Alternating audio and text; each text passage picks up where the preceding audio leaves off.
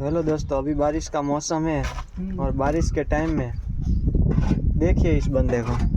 ये बंदे ने ये वाला ट्रैक्टर बीच खेतों के बीच चला कर ट्रैक्टर फंसा दिया है और दिखाता हूँ आप लोगों को। महान आदमी ये देखो, झंडे काटने के लिए आया है। देखो ये ट्रैक्टर फंस गया है पूरी तरह से।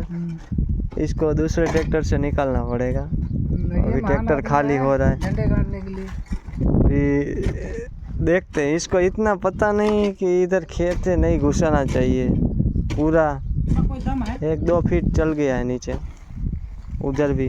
अरे वो ये सब खाली करेंगे, भाई भी देखेगा, खाली करके फिर जाएंगे वापस कंपनी। हाँ। तब तक खाना बना खाया क्या तुमने? है खाना बना खाया कि नहीं? ये निकलने के बाद ही खाना बना खाएगा ये। चलो बाय बाय।